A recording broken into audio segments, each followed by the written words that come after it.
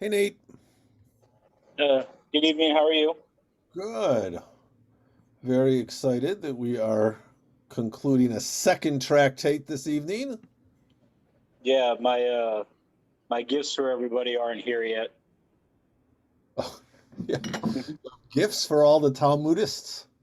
Yeah, isn't that a thing? The Chevra Shaft. Um, uh, I mean, not the Chevra Shaft. I mean, the Chevra Shots.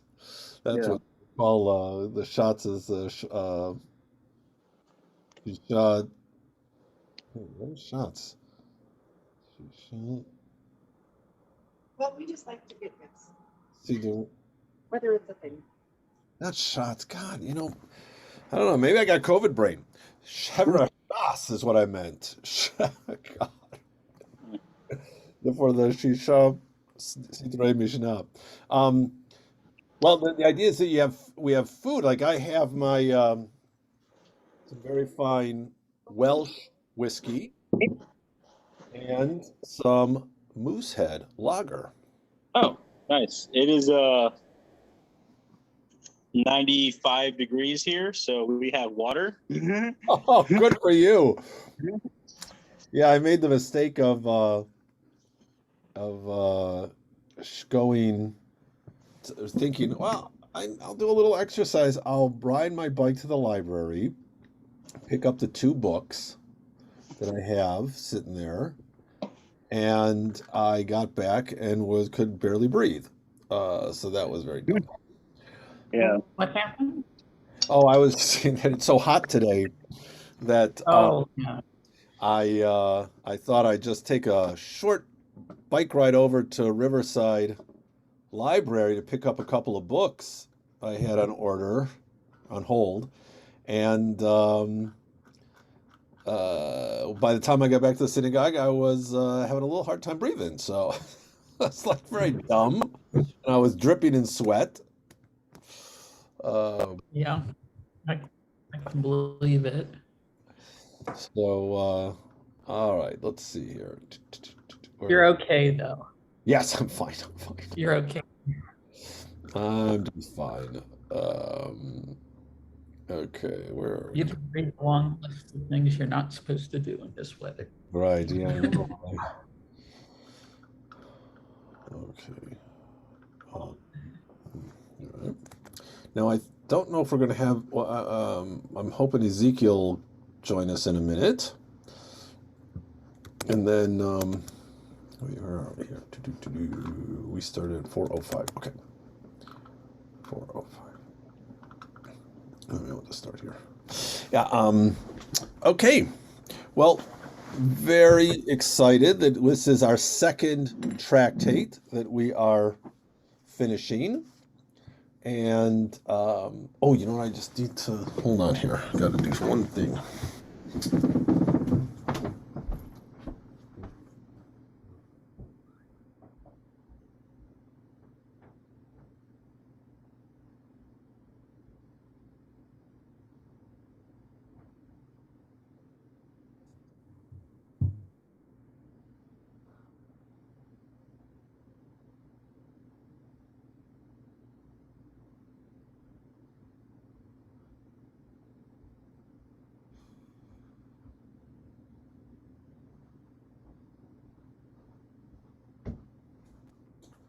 All right. Well,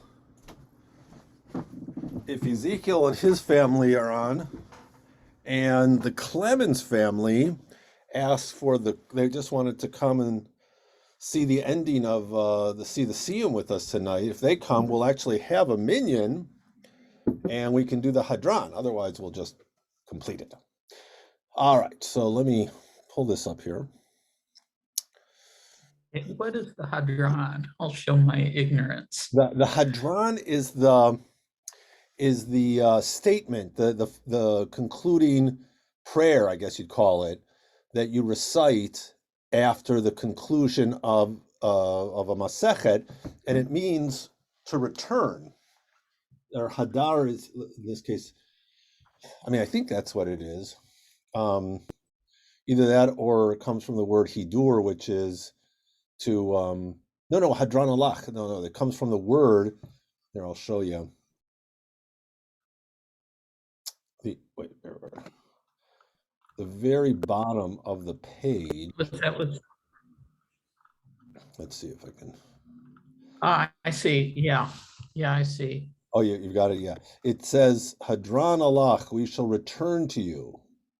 Hadran alach b'nei ha'ir, that's the chapter, uslicha la masechet Megillah, and we have concluded Masechet Megillah. So what's so beautiful about that is there's always a sense of like, when you've concluded your studies, the idea is we go back. We're never really completely finished with something. There's always not only something more to learn, but even there's a possibility of learning the second time around and review. So there's always review is good. All right. Well, let's start at least. Here we go. I can't remember these last couple of weeks. It wasn't that I was so sick with COVID. It's just that I was my schedule was off because I wasn't able to do my normal things. So I was, I think I blew it with some of the notes I was sending out. But anyway, let's start with the Gemara. So the mission that the previous mission was just concluding. Oh, and let's just do a little review here. So we started off with, in the very beginning of this Masechet, we started Megillah, so it was about Purim. And then the last couple of chapters have been about Torah reading, rules of Torah, of the Torah ritual. And here, as we conclude, the last Mishnah talks about the various Torah readings that are read on special days, holidays, and during the week, and how that works. And the conclusion of the Mishnah is the verse from the conclusion of the festival section in Leviticus. Moses declared to the children of Israel the appointed seasons of the Lord. And the mitzvah is to, therefore, read or study the rules and the matters regarding the whatever the special day is, whatever the appointed season is at that time. So now we go into the Gemara, and we're gonna see that clearly there was a lot of fluidity to the Torah reading traditions because the Gemara, in some cases, changes them.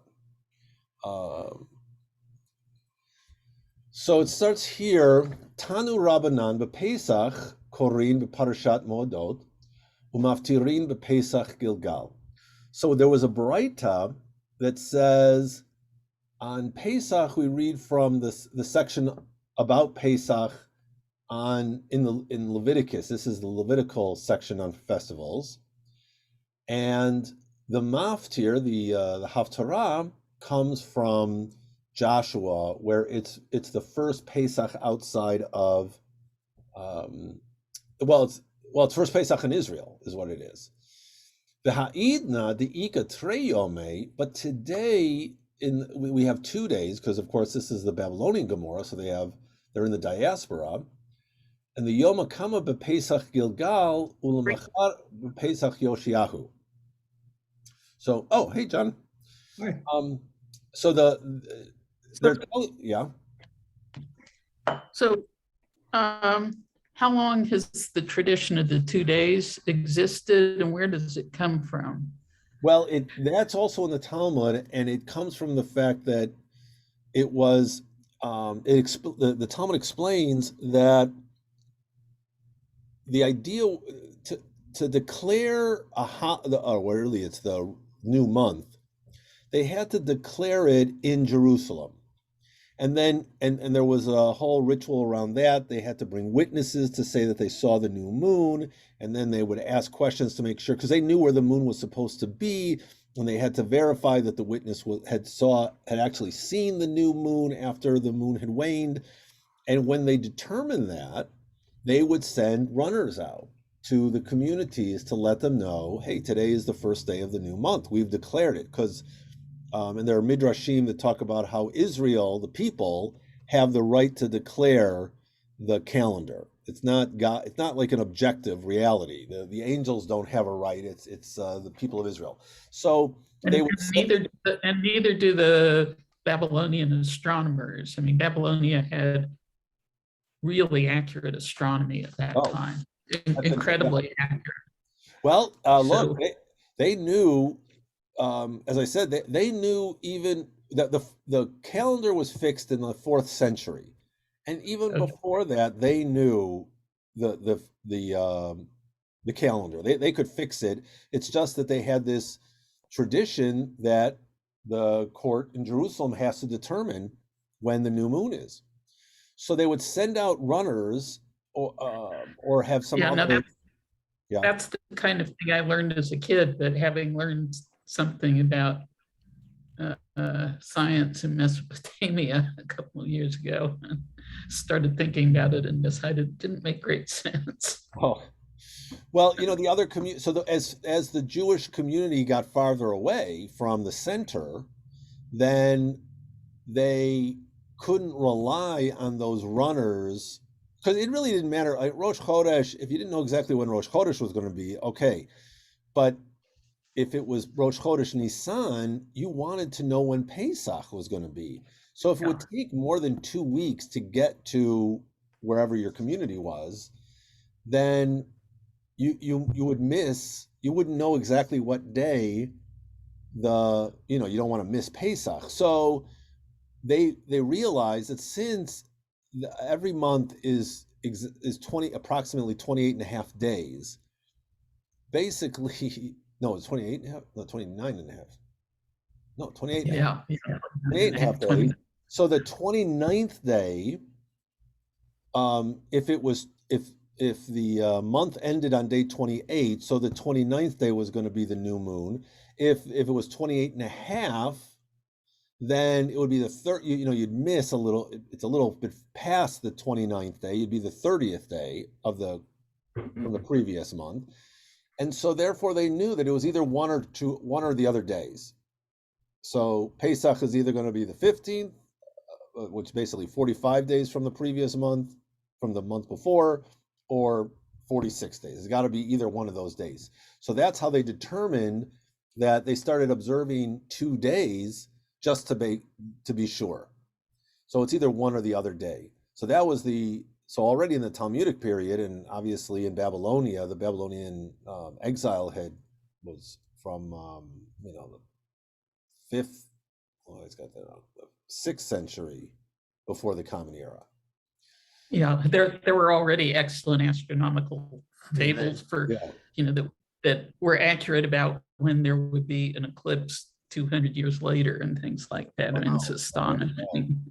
So here's the interesting thing. I don't know how widespread the knowledge was, but well, here's what's interesting is that it was a political issue too, because it may be that the rabbis in Babylonia knew exactly what day the holiday should fall, but Jerusalem demanded centrality over that decision. And of course, all the time there was a temple, and there was 586, the first temple is destroyed, but by the beginning of the 500s, by the 5th century, they've already got the temple rebuilt. So, and at some level, and when Nehemiah and Ezra show up in the 5th century, they've got it going again. So, and then it's not destroyed until 70. So all those hundreds of years, you still have the temple as the central point, and they're demanding centrality and dominance.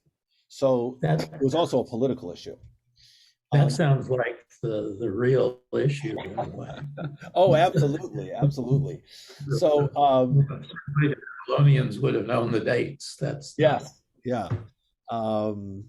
And then the Talmud tells us that obviously the Talmud knows already by this point, it's much later, they know what days the calendar, the holiday is going to fall. So then why should we keep these 2 days? And simply it's stated because it's a minhag avotenu, it's the custom of our ancestors, so we follow it.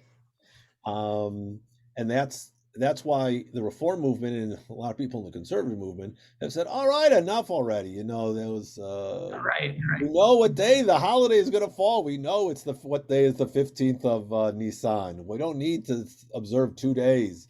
But again, the minhag is still very strong, and obviously in the traditional world, that's what's followed. So in any case, here we have 2 festival days now. That's what we're saying. We observe 2 festival days for Passover in the diaspora. And so there are 2 different haftarot read. The one in Joshua, and then we read the passage from Josiah, and the account of Passover then. Interestingly enough, there's only one Torah reading that they discuss here. So the assumption, at least at this point, is that both days you're reading on Passover the same Torah reading from Leviticus, the festival section. But then the Baraita continues. We're going to see that there are some changes here. The Baraita continues, and on other days of Pesach, one collects and reads from various Torah portions of matters relating to Passover. And what are the portions? Rav Papa said he's got a mnemonic, Mapu. Mem Aleph Pei Vav. Mem is for Mishchu. That's the section in Exodus 12, 21, 51. Aleph is for Im. This is from Exodus 22 to 23. This is the in Mishpatim, where they do mention the holiday, the festivals. Pei is for Psol Lecha. That's from the post Golden Calf incident, where also again the festivals are mentioned. And Vav is Vayidaber. In fact, we're reading that this week in Bahalotcha. It's the second year of Pesach. So it's the first Pesach in the desert after the original Pesach, and that's where the people come to Moses and say, "Hey, what if we can't observe Pesach because we're not in a state of ritual purity? We want a do-over," and that's when we come up with Pesach Sheni. Exactly 1 month after Passover, we have Pesach. So, okay. Then Yom Tov Acharon Shel Pesach, Korin Vayihi Bishloach. And on the end of the Passover holiday, the 7th day, or in the diaspora, the 8th day, we read of the crossing of the Red Sea, the splitting of the Red Sea. And the portion is David spoke. That's from 2 Samuel 22. Appropriate because that's a poem, a very long poem, and of course the Song at the Sea. In the diaspora on the next day, here we go, the 8th day, they read the portion Kol Bechor. That's from the festival section in Deuteronomy, and they read the Haftarah portion is from Isaiah 10 to 12. Now here he says it's because it discusses the fall of Sanchariv, which occurred on the night of Passover, which is a tradition, because I always thought it was had to do with the fact that section is the famous one where he imagines a world of harmony where the lamb will lie down with the lion and the little child will lead them.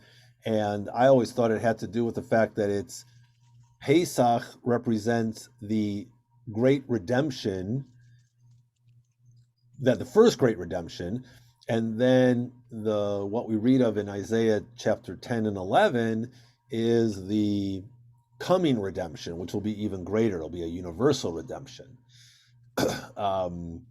But he says it has to do, and that's what Rashi has this tradition that it's the downfall of Sennacherib, the Assyrian leader. He fell on Passover. And then Abaye gives us a different answer. Now everybody is used to reading these portions. And he has a clever little mnemonic. Instead of an acrostic like Rav Papa had, he has these phrases where he takes the first word or a significant word from each of the portions and puts them into this cute little phrasing. So draw the bull, sanctify with money, hew in the wilderness, and send the firstborn. And Steinsaltz explains to us that the first one, draw, is draw out and take your lambs. That's the act, and this is what we read today. This is our custom today. We read from Exodus chapter 12 on the first day of Passover. Second day of Passover, we read from the Passover section. Well, we read from the festival section in Leviticus. Then we read, just as Mapu was up here, the 4 days of Chol HaMoed were. Oh no, actually, it's a little bit different. Wait, what was it? No, right. I forgot. Rav Papa had, for Chol HaMoed, the first day of Chol HaMoed, he had what we now read as the first day of Pesach. So the Abaye has our custom now, which is the first day of Chol HaMoed. We read from Exodus 13, which is sanctify to me all the firstborn, which is right at the end of the story of the Exodus, where it mentions tefillin, and it mentions the firstborn are the sanctified, and basically this is pre-Levites, where the firstborn are supposed to be the religious leaders. So but it also mentions Pesach. So that's that. And then of course, if you then we get the Exodus 22, Exodus 34, and Numbers chapter 9 about the Pesach Sheni, the redo of Pesach in the month of Iyar. And then we have the last 2 days of Pesach, which is once again the Song at the Sea and the section from Deuteronomy about that festival section in Deuteronomy. Okay, here's Shavuot. Shavuot in the Talmud or rabbinic parlance is Atzeret. So on Atzeret we read Shiva Shavuot, which is the section again from Leviticus about the holiday of Shavuot, and the Haftarah is from Habakkuk, which mentions the giving of Torah at Sinai. There's another opinion that says, no, and this is what we do today, we read from the portion in Exodus, B'Chodesh HaShlishi, which is the revelation at Sinai, because that's of course what the historical message, the historical lesson of Shavuot is the revelation at Sinai. And we maftir, the Haftarah is B'Merkava, the Ezekiel's vision of the chariot. And since now in the diaspora, then Avdinan Ketarvaihu Ve'ibcha.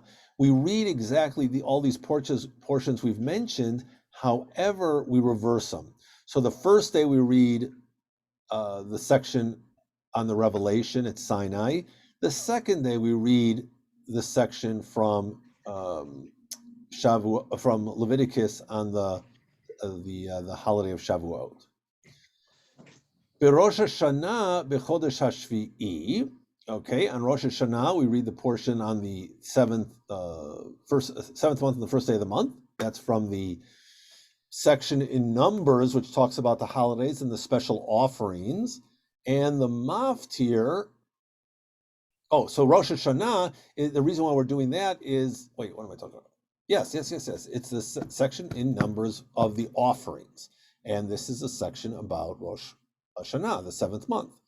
And the Maftir is Havenya Kirli, which comes from Jeremiah. And it talks about, as it says here, I remember him still. It's even though Ephraim has been lost because they're the northern kingdom, and this is the time of Jeremiah. They've been lost, but God still loves the people of the northern kingdom and looks forward to the day when they return. But Yesh Omrim, some people say that the reading for the first day is the reading that we actually do today. It's chapter 21 in Genesis, the birth of Isaac, and the Maftir is from Chana. which is also again the story of Hannah. Both cases miraculous births. Ve'ha'ida de'ika treyome, again, there's 2 days of Rosh Hashanah, which I have to say is a little bit different than the other 2-day holidays, because Rosh Hashanah is actually not the last day of the previous month and the first day of the new month of Tishrei. Rosh Hashanah's 2 days are days 1 and 2 of that month. So it's a little bit different. And again, it had to do though with when the court could declare the new year starting. And again, to be careful, they would declare they might declare the first day, but they would observe 2 days just to be sure that they got the right day. That was the custom on Rosh Hashanah. And so it is different from the other ones. It's day 1 and 2 of the month of Tishrei. And so the first day, they read Kiyei Shomrim, as we just read up above, the birth of Isaac. And the second day is, of course, the Akedah. And the maftir is Havenia Kirli, which is that section from Jeremiah. And that's our tradition today. So the first day we read the birth of Isaac and the birth of the prophet Samuel. And then the second day is the Akedah and the section from Ephraim.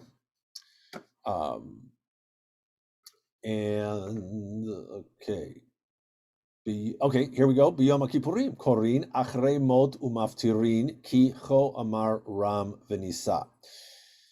This is the tradition that we have today. We read Achrei Mot, the discussion of the ritual in Leviticus of Yom Kippur, and we read from Isaiah 57:14. I'm just going to stop. I want to make sure. I hope I'm recording this. So I'm going to stop for a second. Yes. Okay. Good. All right. Back to the screen.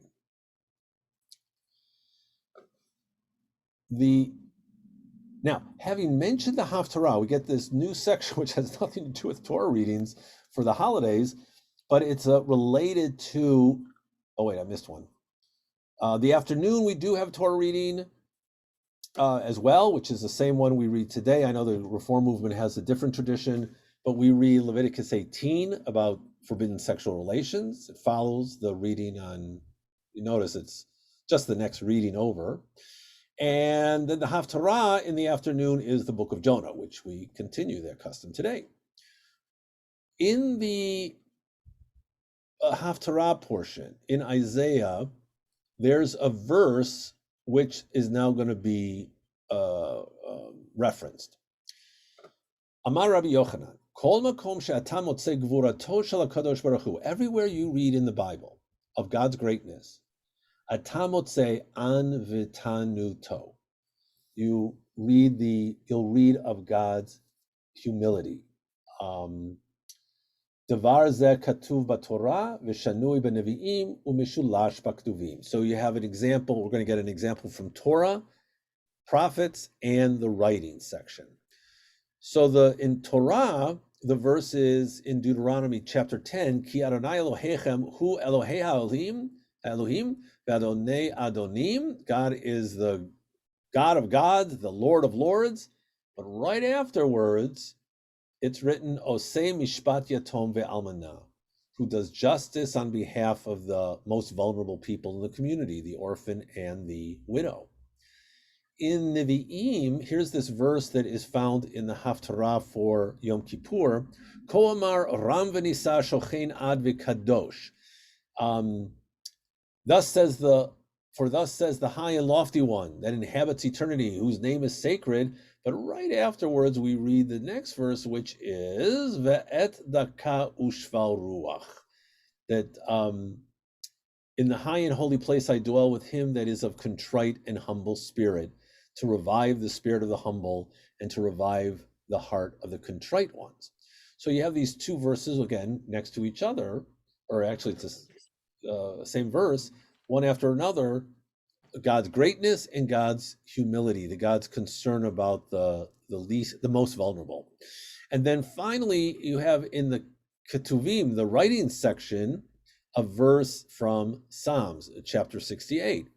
On the one hand, Solu la rochev ba'aravot b'yashimo. He rides on the clouds. His name, God is his name. And right afterwards, Avi Yitomim v'dayan almanot. Once again, God is connected to the Yitomim, the orphans and the widows. Okay, now we're back to the Torah readings. Yom Tov Rishon Shel Chag Korin b'Parshat Modot Sheba Torah b'Torat Kohanim. This is again the section in Leviticus of the holidays. And on first day of festival, we read that portion about the festivals. And the maftir is Hine Yom Ba Ladonai. This is from Zechariah chapter 14, because it's got a mention of Sukkot. And now, because it was in the diaspora, we have 2 days. On the second day, we read the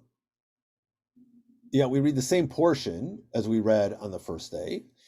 And the Haftarah is Vayikalu El HaMelech Shlomo. This is the section in Kings where Shlomo is dedicating the temple, which also falls on Sukkot.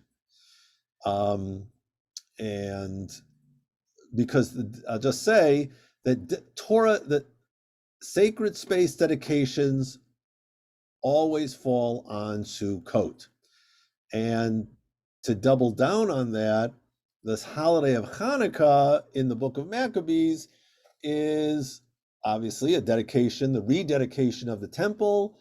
And why do we celebrate, according to the book of Maccabees, why do we celebrate Hanukkah for 8 days? Not the story about the miracle of the lights, but rather because they missed Sukkot that year. And again, Sukkot is the time you have dedications, dedication of the tabernacle, dedication of the temple, and the rededication of the temple in the Maccabean period. So there's always a connection with Sukkot and dedications. Usha'ar kol yemot hechag, and on the other days of the holiday, korin bekorbanot hechag. We read the sections in chapter 29 which point out the exact offerings that were made during the holiday on Sukkot. The last day of that festival, where is it?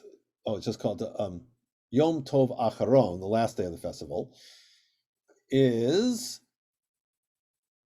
they read Kol HaBachor. They read from, again, Deuteronomy, the section of holidays in Deuteronomy. And the maftir is, again, connected to Solomon's dedication in First Kings, which concluded at the end of the Sukkot holiday. And in the diaspora,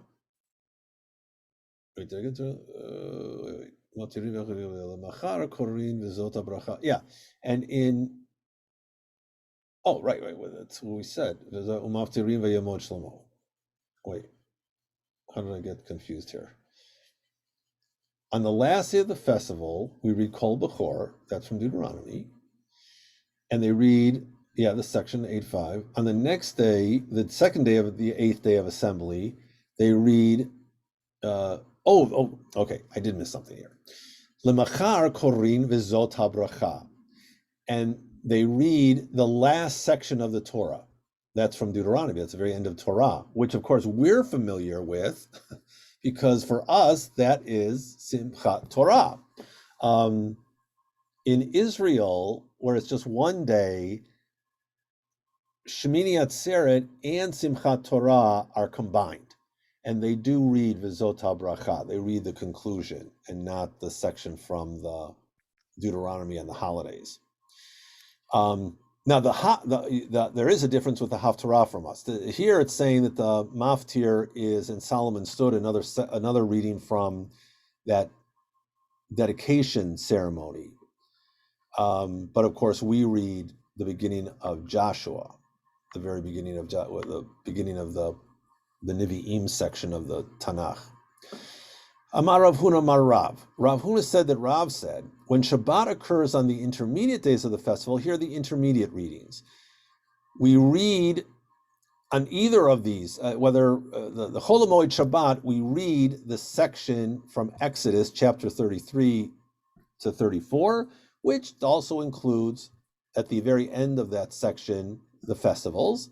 And the Haftarah, if it's on Passover, we read the dry bones from Ezekiel.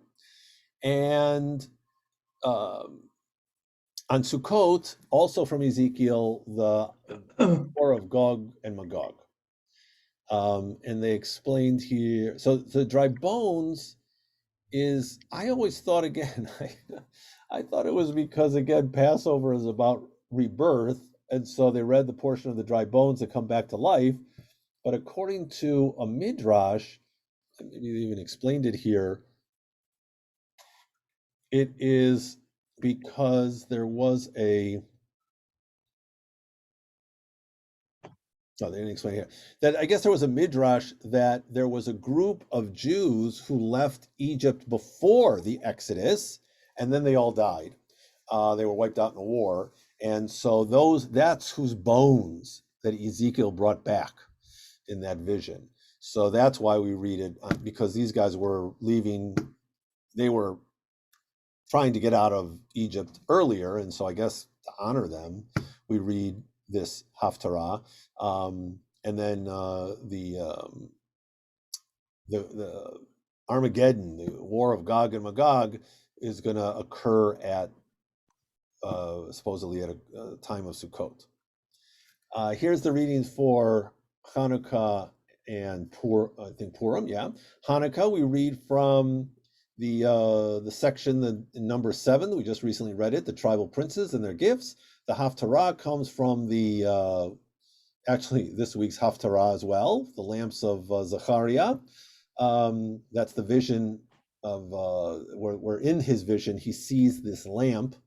And that's what we read on Hanukkah, as well as this coming week, which mentions the lighting of the menorah at the beginning of the Torah portion. If Hanukkah is spread over 2 Shabbatot, which of course it can be since it's 8 days, if it starts on Shabbat, then the first Shabbat they read the Haftarah is from Zechariah, and the second Haftarah comes from the Book of Kings. Purim, we read from Exodus about Amalek. On the new moon, they read the section talking about the offering of the new moon on Numbers. When it occurs on Shabbat, the Haftarah, there's a special Haftarah that's read from Isaiah 66. That's the last chapter of Isaiah. It mentions a Rosh Chodesh at the very end. And if Rosh Chodesh falls on Sunday, we also have a special Haftarah on that Shabbat right before, which is the story of Jonathan and David parting, because they mention the Machar Chodesh. Tomorrow is the new moon, and so we read that Haftarah when Rosh Chodesh falls on Sunday. All right. Here is when, okay, so now comes the question, what about when the new moon of Av, Rosh Chodesh Av, falls on Shabbat? Do we have a special reading? They read the Haftarah of the portion, and this is, of course, Av is significant because it begins the 9 days of mourning as we getting closer to Tisha B'Av, the 9th of Av.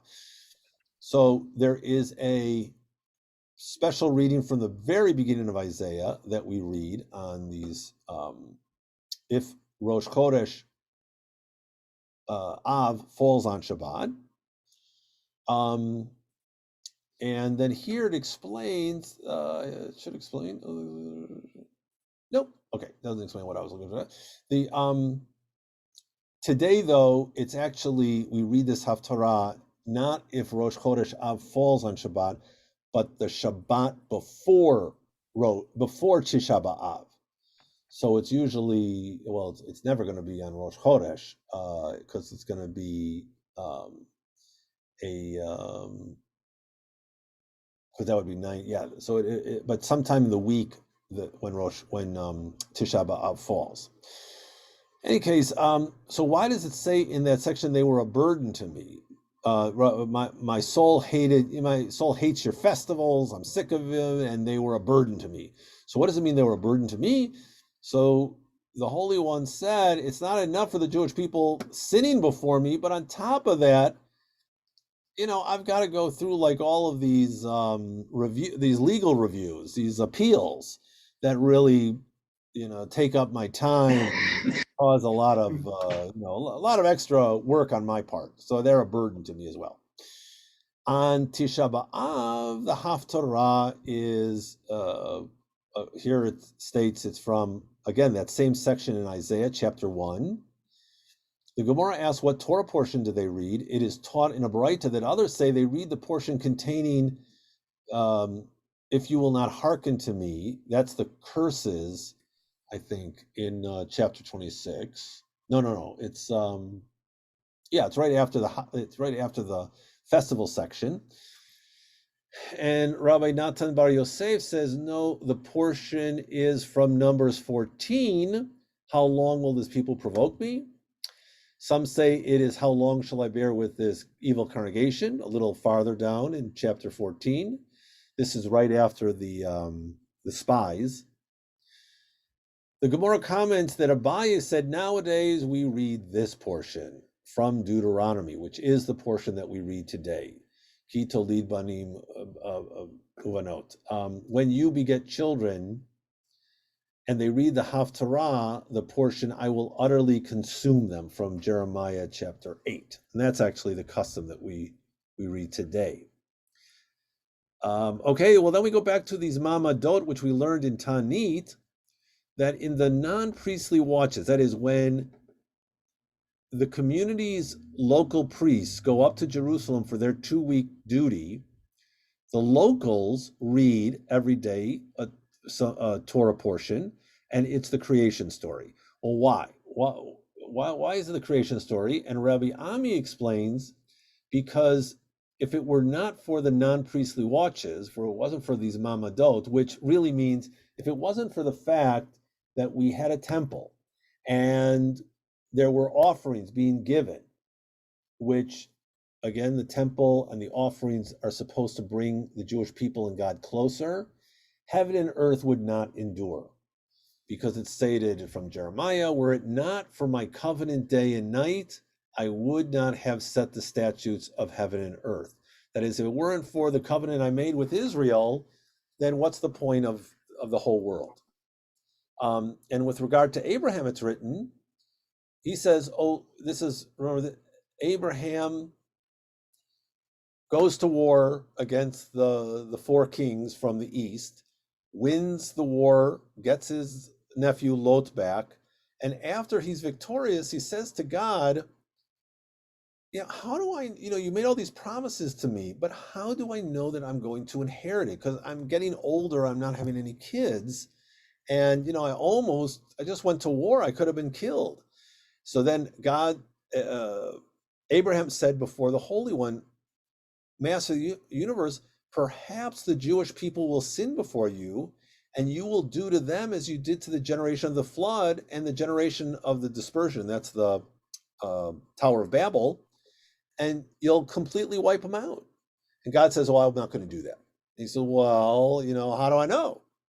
And so he says, okay, we're going to make a covenant right now. And this is the Brit Ben Abitarim, the covenant of the pieces. And with this, God intimated to Abraham that even if his descendants will sin, they will be able to achieve atonement through sacrificing offerings. Here's why these offerings are so important. And Abraham said before him, oh, Master of the universe, though, well, okay, it's great as long as there's a temple standing and you can bring these offerings. But what happens when the temple's no longer around? God says to him, okay, you know what? I've established for them the order of the offerings, right? This is basically the Mishnah of Taharot.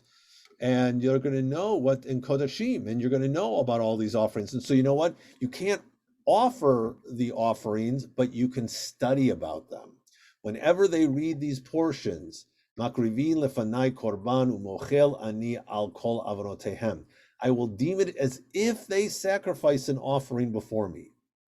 So that is today the justification for studying these sacrifices because it's as if we're bringing them. Okay, new section.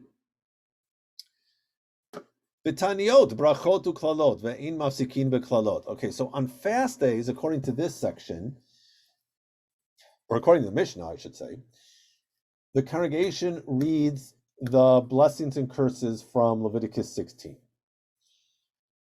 And what we learned from this is, which is not what we do today. We don't read from the blessings and curses, but we did just recently read the blessings and curses a couple weeks ago.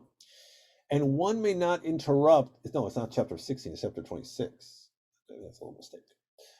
And one may not interrupt the reading of the curses by having two different people read them. One person reads all of them, and that is our tradition. In fact, the tradition goes so far as to state that the person who should get the aliyah is the Torah reader, because it's really not much of an honor to get up there and read the and to have an aliyah when you're reading these curses. Rabbi Chia Bar Gamda said that Rabbi Asi said, for the verse states, my son, do not despise the chastening of the Lord, nor be weary of his correction. So therefore, if you split up the readings, the reading of the curses, to make it shorter portions, it would look like you're really not interested as much in Rabbi Chia. You're not really all that interested in the in reading these chastisements. Now, Reish Lakish had a different explanation. Lefi she'ein omrim bracha al puranut, that you don't say a blessing over a calamity. See, because if you broke up the curses, the person who's coming up to say the bracha over the curses would have to say it exclusively over curses. And not only that, but you're praising God, and it's not really appropriate. It's pasnish to praise God over curses that God could bring to us. Rather, what does one do? When one begins the reading, one begins with the verse before the curses, and one concludes the reading. And when one concludes the reading, you conclude with verses after them. So you're not reading exclusively of the calamities. We actually read a little bit more than just one verse before and after. Amar Abaye, lo shanu ele beklalot shebat Torat kohanim. This rule about not breaking up the Torah reading on curses is exclusively the curses in Leviticus. Aval klalot shebe Torah, that's the rabbinic term for Deuteronomy, Mishneh Torah, the repetition of the Torah. Hosek, you can break that one up. My taima, why is that acceptable? Halalu b'lashon rabim amurot, because that one is stated, the one in Leviticus is stated in the plural. Umoshe mipi agvura amaran, and Moshe was speaking on behalf of God, that he was saying these curses from God's lips. God was telling him, because it's in Leviticus. It's it's not the Deuteronomy is the final orations of Moses. So Moses is teaching the people, but here it's God directing Moses to say exactly these words. But the one in Deuteronomy is spoken as an individual. It's spoken to each individual, and it's Moshe speaking them. He's the one kind of on his own. So let's just the notes here. This does not mean that the covenant was forged by Moses, but rather the language and formulation of the rebuke was from Moses, delivered through his divine spirit. Okay, so they just want you to don't think that there's this. We're not going modern biblical criticism here. This is, everything comes from God, but it was a little bit different because Deuteronomy is Moses' final lessons. I'll just say this, that the other reason why you might be able to break it up, it's not given here, it's that it's really long in Deuteronomy. I mean, it's 3 columns of curses. Now, our custom is that we do not break it up today. It's just as in Leviticus. But they say they are therefore less harsh and maybe interrupted. I don't know. It's much more graphic in Deuteronomy, if you ask me. But in any case, the custom is not to break up either of those sections. And here we have an example of what happened once. Levi barbute hava kare megamgem kame de Rav Huna ba'arurei. So Levi ben Buti was reading, and he was stammering. He was having a difficult time getting through the readings. This is in Deuteronomy. And Rav Huna said to him that it's okay. If you wish, lo shanu ele klalot shebatorat kohanim. We only said you can't break up the reading regarding the one in Leviticus, but if with regard to the curses here, you can break it up and have somebody else read the second half, which again is not what we do today. Okay, Tanya, Rabbi Shimon ben Elazar Omer, Ezra tikein lahem liyisrael sheyehu korin klalot shebatorat kohanim kodem atzeret. It was Ezra, according to Rabbi Shimon ben Elazar, who enacted the rule that we set up the Torah readings so that we always read the curses in Leviticus right before Shavuot. And the one in Mishneh Torah, in the Deuteronomy, Kodem Rosh Hashanah. And we read those curses, which is at the end of Deuteronomy, very close to the end of Deuteronomy, which is right before the Rosh Hashanah. What's the reason for this? My taima. Amar Abaye v'itema Reish Lakish. So some people say it was Abaye, some people say it was Reish Lakish. Kedei shetichle hashana v'kileloteha. You want to finish the year, get rid of those curses before you get into the new year. So it's like we were saying last year, we couldn't wait to get rid of 2021, just like we couldn't wait to get rid of 2020. And I suppose by the end of this year, we can't wait to get rid of 2022 because things are so bad. You want to start the year fresh. So here, but the Gemara asks a good question.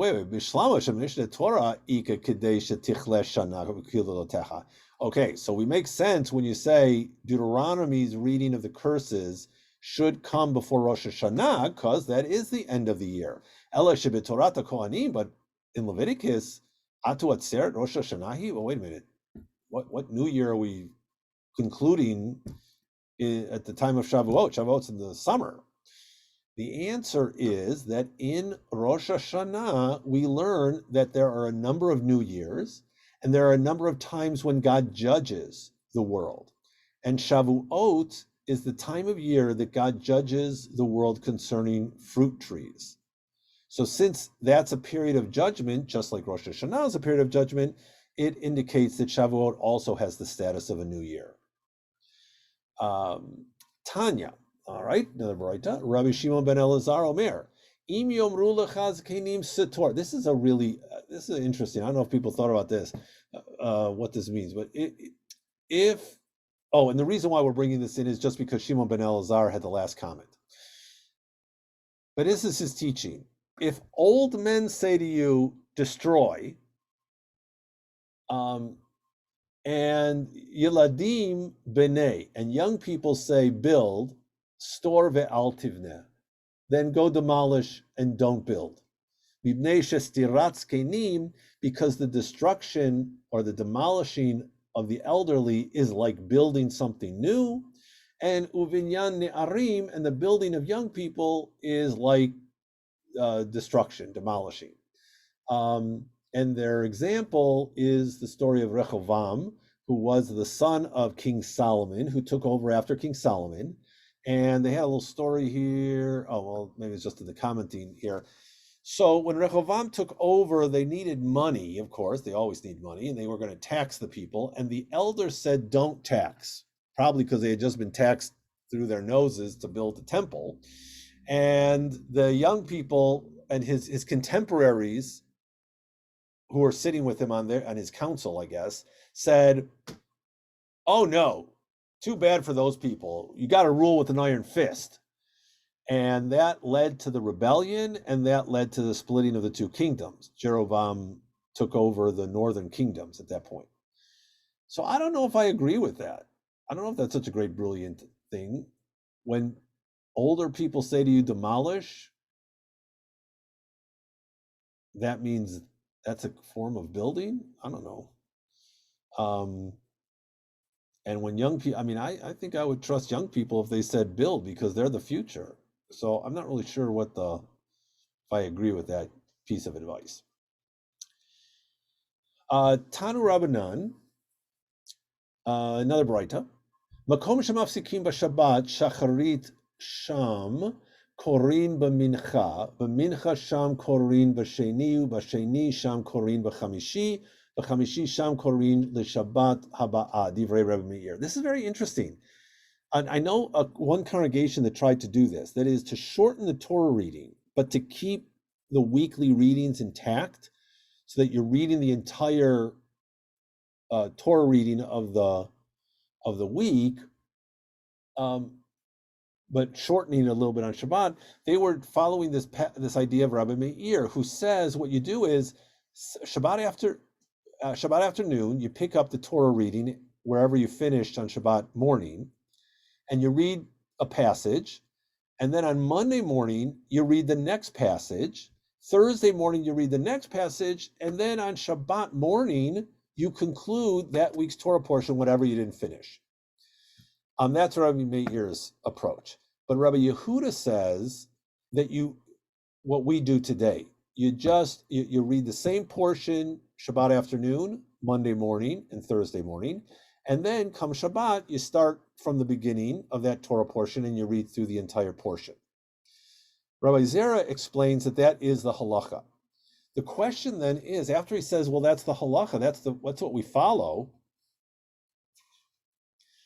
The question is, well, why did he say, see, he explains what the halacha is. Halacha, makom shemafsikim b'Shabbat shachrit sham korin b'mincha uv'sheni uv'chamishi l'Shabbat haba'ah. And which is exactly what Rabbi Yehuda said. So the question here was, why didn't he just say, we follow Rabbi Yehuda? And the answer is because it wasn't so clear. It wasn't certain that this was Rabbi Yehuda's opinion. It may have been Rabbi Meir's opinion, and they got him confused. So Rabbi Zera just wanted to make sure that everybody understood what the halacha was. And instead of mentioning the name of the tradint who shared that opinion, because maybe it really was Rabbi Meir, and they just got him confused in that baraita. Now here's another example, the exact same dynamic here. In the next baraita, Tanu Rabbanan, poteach v'roeh, golel u'mevarech, v'chozer u'foteach v'korei, divrei Rabbi Meir. So here he's talking about when you go up to the Torah for an aliyah, you open it up, Torah reader shows you where, and actually here the person saying the blessing is the Torah reader, because in these days, there wasn't a split between a Torah reader and an aliyah. The aliyah was the Torah reader. But okay, so you go up there, you open up the Torah, you see where you're going to read, you then roll it up, you say the blessing, then you open it up again and you read. That's the Rabbi Meir's opinion. Rabbi Yehuda says, no, you open it, you see the portion, and you say the blessing while it's open, and you read. Now, this is really interesting. Well, let's go through the portion, then I'll tell you what's really interesting. My Tama de Rabbi Meir. So Rabbi Meir follows the reasoning of Ula, because he couldn't follow Ula since Ula came a couple hundred years after him, but he followed the reasoning of Ula's statement, where Ula was talking about a translator. Again, we've seen this. In the ancient world, the Torah reader would read a verse, translator would translate it into Aramaic. So according to Ula, the reason why the rule was the person who reads the Torah does not assist the translator. The person reads, the translator translates, the person reads, the person translates. And the reason is because there was they wanted to make sure that people understood that the translation, the Aramaic verses or terms, people didn't think that was in the Torah. And if the Torah reader was helping out the translator, it'd be confusing. Wait, is that in the Torah or is it not? So this way you have two different things. It's like you've got the Torah reader and the Aramaic translator follows, and then back and forth. Okay. So the same reasoning here is Rabbi Meir's concern. If you come up to the Torah, and you open up the Torah, and you say, let's say you're the reader, and you open up the Torah, you read the blessing, and then you continue to read the Torah, people will say, oh, I guess the blessings are in the Torah. I guess Baruch Hu Adonai Barach is in the Torah. So therefore, you should close it, make it very clear. But Rabbi Yehuda, the opinion is you don't have to worry about that. You can keep it open when you say the blessing. He says, Targum Ika Lamiti. The Targum is different because there's a possibility that people could err that actually some Aramaic terms might be in the Torah, because there are Aramaic terms in the Torah. But with regard to blessings, nobody's going to think that the Torah blessings, especially if you keep hearing the Torah blessings 7 times, you're not going to be confused and think that the Torah blessings are in the text of the Torah. And then we have again this dynamic where Rabbi Zera says the halacha is, and he repeats the halacha of Rabbi Yehuda, and they say, well, why don't they just say the halacha is like Rabbi Yehuda? And the answer is, well, because you know what, we might have it confused. It might be Rabbi Meir who said this. So here's what's really interesting. The custom is today what Rabbi Yehuda does. But at Sinai, and in many places I've been, it's exactly what Rabbi Meir taught. That is, people open the Torah scroll, they point out where the Torah is to be read, they close the Torah scroll, and then they say the blessing, and they open it up again. And that's the way we do it at Sinai. And I think, and one of the reasons given not to do that is that there's again, if you remember, we've seen this phrase before, tircha de tzibur, that it's burdensome to the congregation to have you open up, you see where the Torah reading begins, you close it up, and then the Torah reader has to find the Torah reading again. And that happens all the time by us. And because if it's, the starting Torah portion is in the middle of a paragraph. Rabbi. Yeah. Rabbi Meir was the rabbi of Rabbi Yehuda? Yes, right. They're the same time. Oh, during the same. Okay, but Rabbi Meir was his rabbi, or not? I don't know if he was his rabbi. I mean, they may have studied together, but I know that they're the same. They're both Mishnaic rabbis. They're both at the same period of time, and they're both. What I want to say, they're at the same level. They're the same time period. So I don't know. I think Rabbi Meir and Rabbi Yehuda are both students of Rabbi Akiva. No, maybe I got that. I never remember these things. Maybe they're the students of Yochanan ben Zakkai. They're both no, that's not right either. Maybe I can't remember, but they're the same. I think they're on the same level. I don't think Rabbi Meir was a student of Rabbi Yehuda. Okay. I think they were colleagues. All right. Because they're very often, you see in the Mishnah, the opinions of Rabbi Meir, Rabbi Yehuda, and Rabbi Yossi. They're all at this. They very often those three have opinions on subjects. So then this is in the Mishnah. So that's same time period, but we can look that up. So anyway, the point, what I was going to say is that maybe I have to we have to reinstitute this custom. Well, according to this, it's a halacha, that we just have to make sure that you keep open the Torah when you come up for an aliyah, because it does cause people, a lot of times you lose the place and then you're fumphing around trying to find it again and people are getting anxious. Okay. Oh, and then we have this little passage here, also from Rabbi Zera, haluchot vehabimot, the boards and the platforms do not have sanctity, or they do have some level of sanctity because they have the same level of sanctity as a synagogue. It says right here. So the platforms were, nobody really knows actually, but according to Shulchan Aruch and here, it was what the prayer leader or the reader stood on to read the Torah scroll, and the bima was, oh no, here, wait, oh, that's the bima.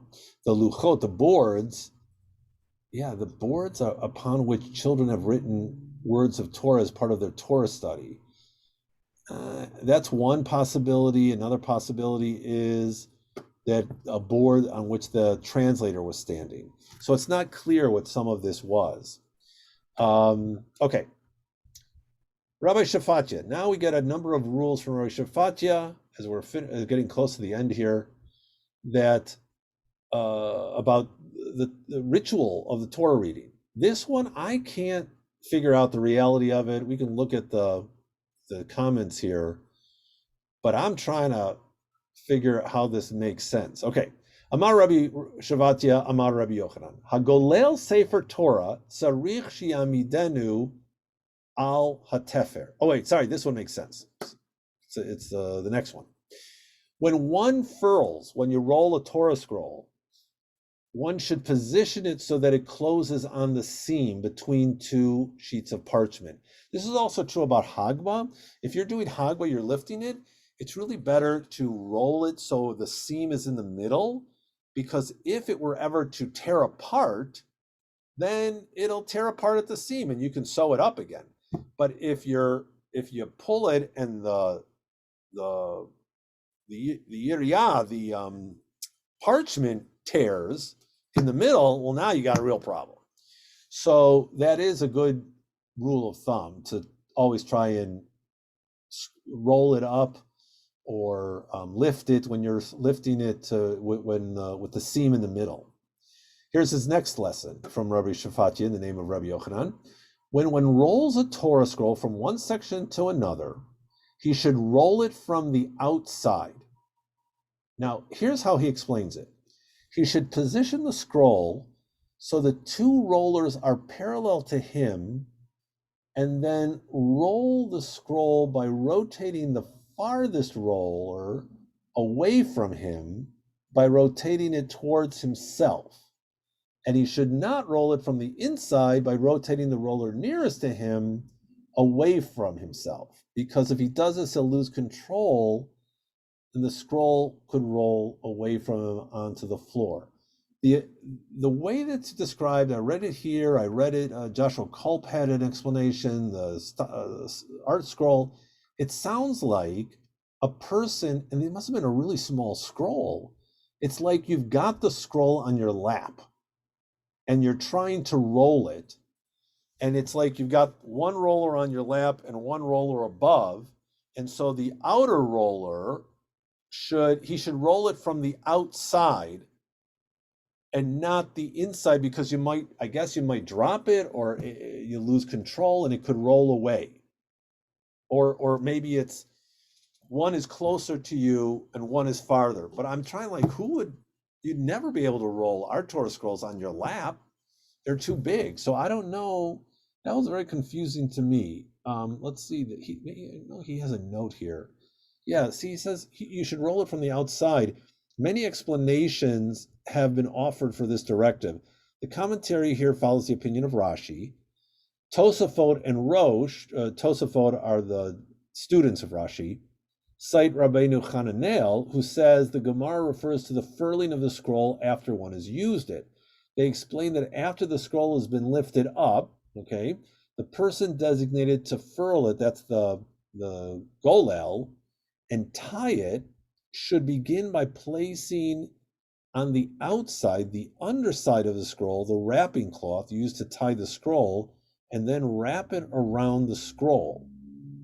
The wrapping cloth is then tightened by tying it or tucking it into the inside, the text side of the scroll. In this way, when the scroll is next opened, one will be able to untie it without needing to turn it over. All right, I'm having a hard time imagining an outside and an inside here. This is Rav Pelti Gaon. He explains that typically when one wishes to tighten a regular scroll, he holds it by one end, entirely unravels it, then begins to roll it again tightly. This is what the Gemara objects to. Instead, the scroll should be tightened with both sides rolled at all times. That I can kind of see. We've done that too. When we're trying to roll through big portions of the Torah, because we're getting there's a Torah scroll and you want to get to a new section. A lot of times to make it go faster is you loosen one side really a lot and then you tighten the other side up.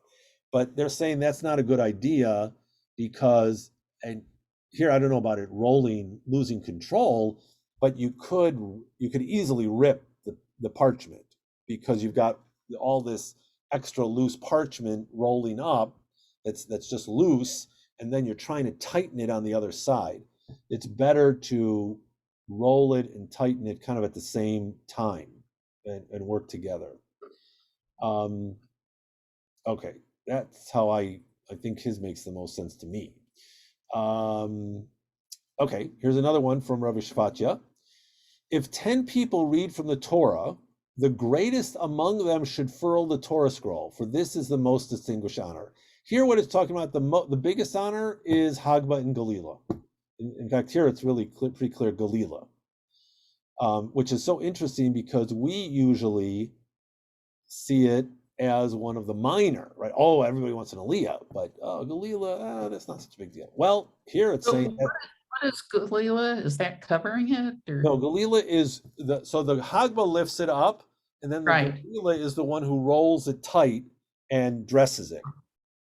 So that's what they're suggesting is that it could also be the Hagba that they're referring to, since you are unfurling the Torah scroll to show everybody, and then you're trying to roll it up while you're sitting down a little bit. But it seems that those are the two honors, and so then they want to clarify, what does that mean? Well, that's the most distinguished honor, so that takes the reward of all of them. Is it possible that you could get the reward of everybody who just read Torah? Don't they get honors too? Well, what he means is he receives a reward equivalent to all of them. And here's another. This is a little. Since it's Rabbi Shfatya, it's not really connected to Torah reading. If you're not sure about what to do, and you hear a divine voice, it is a bat kol. Should you rely upon it?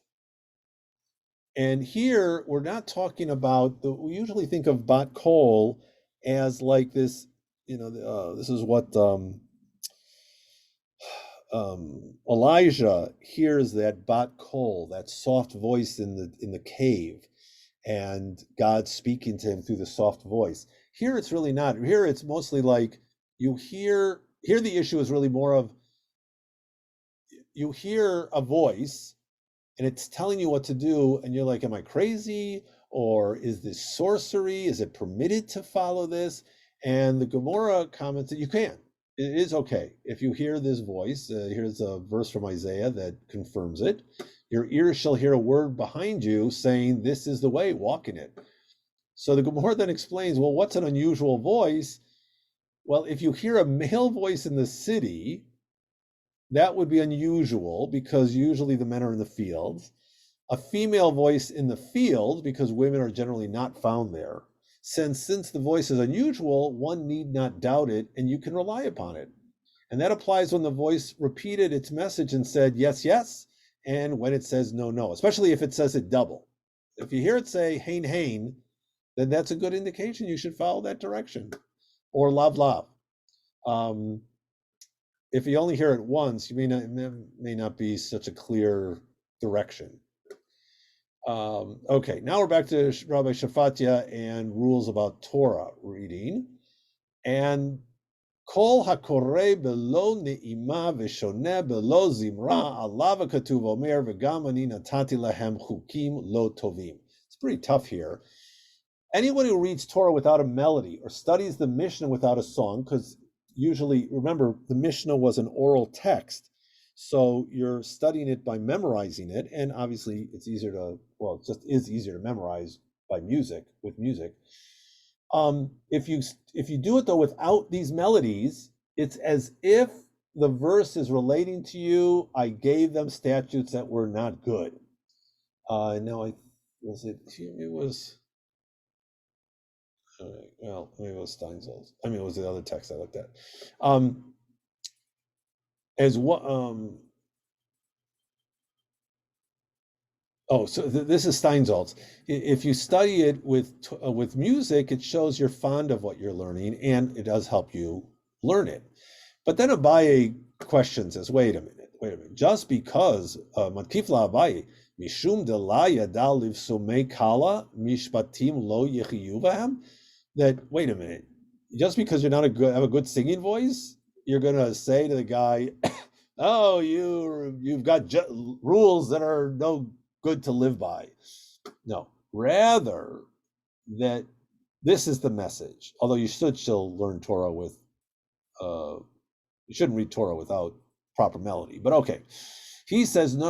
It is rather the verse should be understood in accordance with the statement of Rav Misharshia, who said concerning two Torah scholars who dwell in the same city and are not pleasant to one another over matters of halakha. They quarrel, they divide the community. That's what the verse is talking about. I gave them statutes that were not good, judgments whereby they should not live, because they're causing dissension. And this is certainly true. And it's very sad that it happens a lot. Okay. Rabbi Parnach said that Rabbi Yochanan said, anyone who holds onto an uncovered Torah scroll, this is where we get this idea, this rule that you shouldn't touch the Torah without a covering, some kind of covering over your hand, holds the parchment directly without anything intervening, will be punished by being buried uncovered. Pretty harsh. The Gemara questions, wait a minute, can it really enter your mind? Arom salka datach, really, you mean that you touch the Torah scroll improperly and you're going to be buried uncovered? That's pretty in such a disgraceful manner. Ela ema nikbar arum belo mitzvot. Rather, you say he'll be buried uncovered, no mitzvot. He won't get the merit, the reward of the mitzvot. Even that though seems a little strong. Below mitzvot salka datach. Wait a minute, without. The guy he touched the Torah inappropriately, of course, but it's as if he'll be buried without merit of any mitzvot. El amar Abaye nikbar arom below ota mitzvah. Yeah, it's just that he doesn't get merit for that mitzvah of treating the Torah properly, but he forfeits the reward of the mitzvah he performed while holding directly onto the parchment. Okay. And Amar Rabbi Yani Borei de Rabbi Yanai Sava Mishmei de Rabbi Yanai Rabba. So we got two Rabbi Yanis here, the elder Rabbi Yani Sava and the great one, Rabbi Yanai Rabba. Mutav tigalel hamit pachet ve'ayel igalel sefer Torah. This also is a little confusing.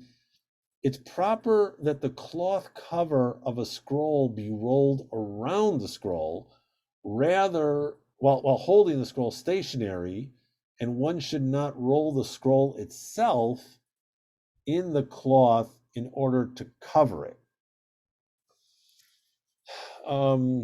Let's see. So they must have just been covering Torahs with a flat piece of cloth or something and wrapping it around. Is what I decided. I mean, it's not these kind of covers we put over the tops. So here it is. Probably that the cloth be rolled. So some explain that the cloth must be rolled around the scroll and not the Torah scroll rolled around in the cloth. I'm trying to figure out what does that mean, rolled around in the cloth? I guess what I would say is it's like the way we do it today. Like when you have Hag ben Galila, person lifts the Torah, he sits down, the Galila person rolls up the Atzechayim and then makes it tight, and then puts the mitpachat, the cloth, and hooks it around. As opposed to, I suppose you could do it if you had the cloth on the bima, let's say, and you rolled the Torah scroll together on top of the cloth. That's how I was thinking. It sounds more like not the rolling it up, like the Torah is already rolled up, but instead of flipping it around, like before you'd have a knit, properly shaped cloth when it was probably just a talit or some other kind of, something more ancient before we stitched up something more fitting. It was probably sort of a reverence. You're not throwing the Torah around or because it might rip or break or something. That's kind of what it sounded like to me. Okay. Yeah, I wasn't really. Yeah, I thought something like that. I mean, now we have a fitted cover. Yeah, that's true. And it sounds more like they were using just a flat piece of cloth. Yeah, I guess yeah, maybe Well, that would make that. Yeah, it's not clear. Sure. All right. Well, here comes the last piece. Vayidaber Moshe et modei Adonai el bnei Yisrael. Moses declared to the children of Israel the appointed seasons of the Lord. Mitzvatan shehiyu korin otan kol echad ve'echad bizmano. It's the mitzvah that they should read each of the festivals at its proper time. They should read the portion relating to it. Tanu Rabbanan, rabbis taught in a Baraita, Moshe tikein lahem liyisrael, sheyehu sho'alim v'dorshin be'inyano shel yom. You should ask questions, investigate, study the matter of the day, whatever the festival is, at its appropriate time. Hilchot Pesach ba'Pesach, Hilchot Atzeret ba'Atzeret, Hilchot Chag b'Chag. You should study the laws of Pesach at Pesach time, the laws of Atzeret I should not at Pesach time, on Pesach itself. You should read about Pesach. On Shavuot, Atzeret, you should read about Shavuot. And on the Chag, which is Sukkot, you should study the laws of Sukkot. And then we say, Hadran alach v'nei ha'ir, we shall return, may we return to you.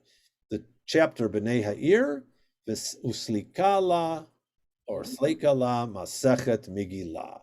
And here concludes Masechet Megillah. All right, well, Yasher Koach. Thanks for sticking it out with me. And yeah, so Thank you. great. And I don't know if so we should have a celebration now. So if you have anything to celebrate with, and do a little Mazel Tov. All right, so this was good. It was a lot of fun. We started off with Megillah, with Purim, and we learned a lot about a lot of great drash shot on Purim. Where is it? Where does it end here? And then here's Parak 1. Okay, well, I'm not finding it. And then we got to Parak 2, which is about, whoops, I went too far. This is Tanit. We're in the wrong one. Parak 1, here we go. And we had all these great, so Parak 1, we had all the great drashot on, come on, where are you here? In chapter 2, of course I have to remind myself, we did.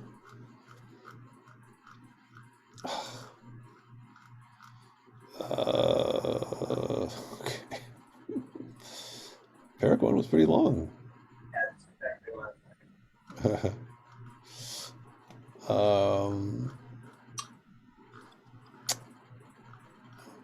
Let's see, where's Parak 2 here?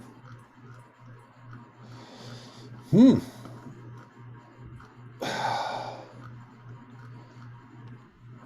it really was long. Okay, well, it was worthwhile that it was long. Okay, because it was all about, that's really the main part about Purim. Oh, no, that wasn't the chapter 2 was where we started talking about how to read Torah. You have to read it standing up, right?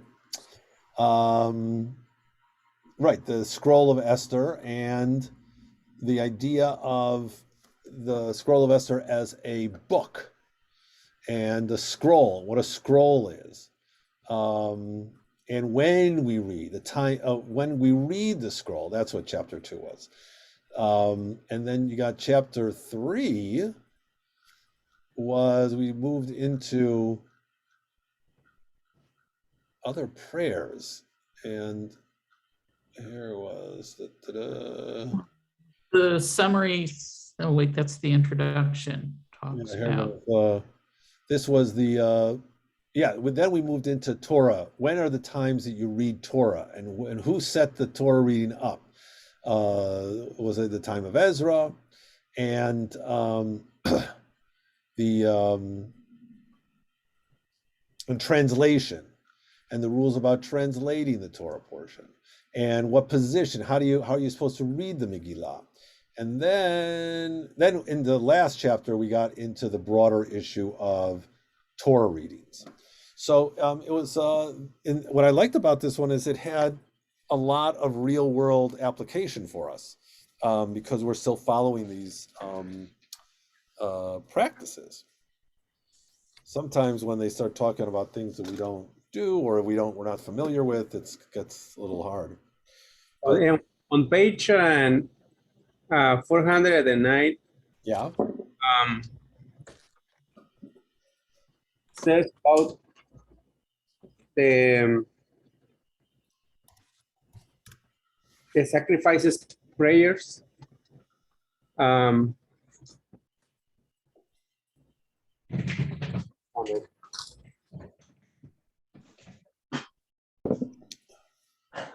409, it's talking about new moon, the Rosh Chodesh Av. I think he's talking about the last paragraph on that page. Yes, the last paragraph. Yeah. Oh, on 409. Yeah. Yeah. Oh, so the sacrifice is talking about on 409 is the Brit Ben Habitarim. That's the passage when God makes another covenant with Abraham, and he takes this 3-year-old cow and cuts it in half, and then he walks between the pieces, and he's making this special covenant with God that God promises once again that his child will be the bearer of the covenant. So that's the sacrifice they're talking about in that section. And then and what he's saying, and the point of the midrash there is that so Abraham says, hey, that's great that we have these offerings, and what you're telling me is that when my descendants do something wrong, there'll be the whole sacrificial system. There'll be these sacrifices that they can offer that can get in your good graces again. But what happens, because of course he's a prophet, so he knows these things is going to happen. He knows the temple is going to be destroyed hundreds of years in the future. He says, what happens when there's no sacrifices? And the point of the midrash is when we learn the sacrifices, it's as if we're doing them. So we don't need the sacrificial system anymore. We just Torah study is just as significant as the actual deed. Okay, in one way, the parachutes that are on the Art Scroll Sidur, Yeah. the Korbanot, this is referring to those prayers. Right. Exactly. So right. So it's, and that's what, and I know that in the Sephardi community, they actually, like on Shabbat morning, they read through all of those korbanot. And not all Ashkenazi communities do that, but yeah, they read through all the korbanot, and it makes the service really long. But yes, that's exactly it. That's they're studying the korbanot at that point, and then of course, if we were to study any of the masechtot that have the korbanot in them, But yeah, that's exactly why it's in the prayer book. Is this where we derive other exceptions where we're not, like there's a mitzvah that everybody should scribe a Torah in their lifetime, but since that's so impractical, because you'd have to go to learn to be a scribe and everything, so now instead you study Torah as a substitute? I'm not sure that it's the same idea there, but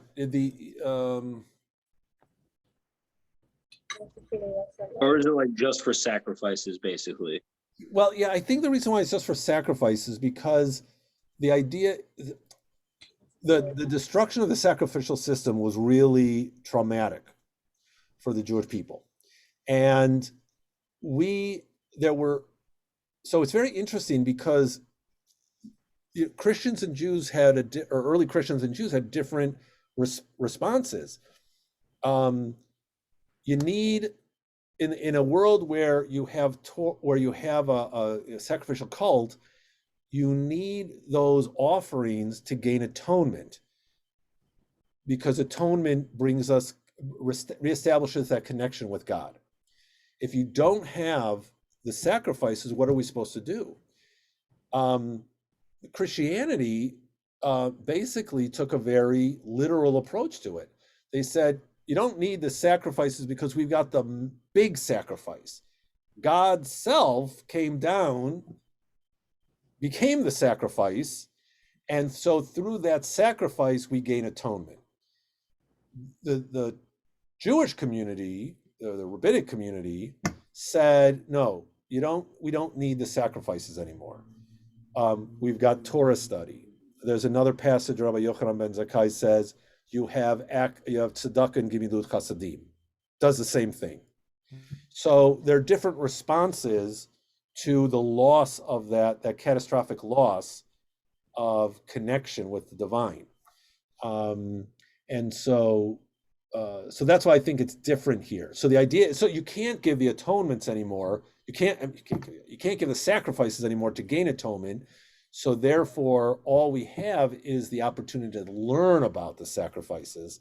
And the more we learn about them, then it's as if we're doing them. So it's a little different, because you could write a Torah scroll, right? I mean, you could, even if you didn't do it exactly according to the halachot, you could do it for yourself. So I think that it's a little different. What I think you might be thinking of is not everybody can read Torah, and that's why we have the Torah reader today. So the Torah reader is like the substitute for the person who's coming up for an aliyah.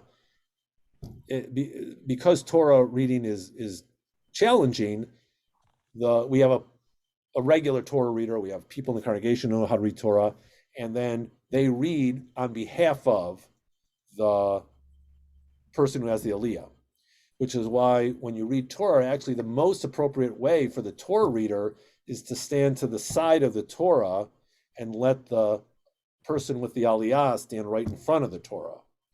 So it's like their Torah reading, So All right, so we'll see. We'll take a break, certainly through the summer, but I'll look for something. I told Ezekiel that I really love to do brachot because I love brachot because it's so rich in midrashim. It's just very long, and it's a lot of material to get through. So it would be bigger than a 1-year project. There's 60 some pages, and there's not a lot of commentary as there is in some of the other texts, just because there isn't a lot of halacha. So it really is a lot of material, but it's really fun too. The other possibility is to look at some shorter. There are obviously other short masechtot, and so maybe we'll look at those. There's Rosh Hashanah, isn't too long. Obviously, that talks about at the beginning. It talks about the new year. Chagigah is about festival offerings. Makot is about justice. It's and the punishment of exile. So, and they're all short, so they're pretty doable within 6 months to a year. So, but we'll look for something. So hopefully to continue this. This was great though. So enjoy the summer, and Yasher Koch, Mazel Tov. Thank you, Rob. All right, take care. Yeah.